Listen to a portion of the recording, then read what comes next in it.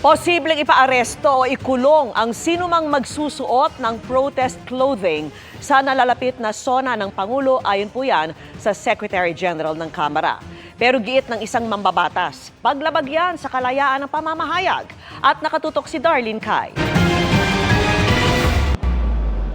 Tradisyon na para sa ilang kongresista ang pagsusuot ng protest clothing sa State of the Nation address ng Pangulo. May nakasulat na stop the attacks, stop the killings, o kaya itong pamaypay na may serbisyo sa tao, wag gawing negosyo. Dati na itong ipinagbawal at kinukumpiska pa nga.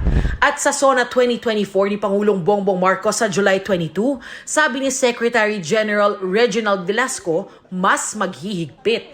Posibleng arestuhin at i-detain ang sino mang magpupumilit na magsuot niyan. Bawal yun. Because this is SONA It's not a day of protest If you want to protest, there are some areas reserved for your protest or demonstration, no?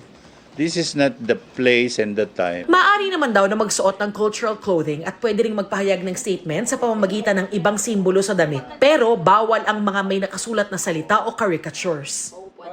Words at saka yung mga facial expressions, di ba?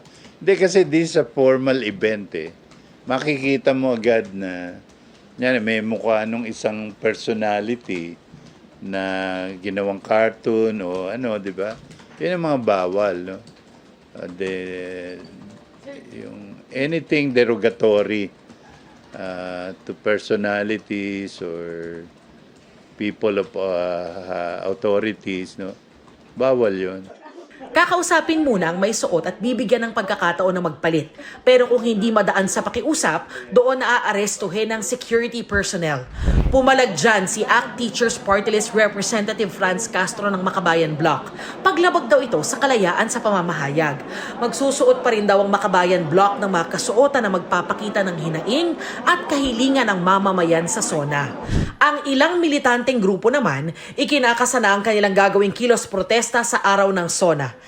Sa taya ng Office of the Secretary General, aabot sa mahigit 2,000 katao ang kabuang bilang ng mga bisita sa SONA.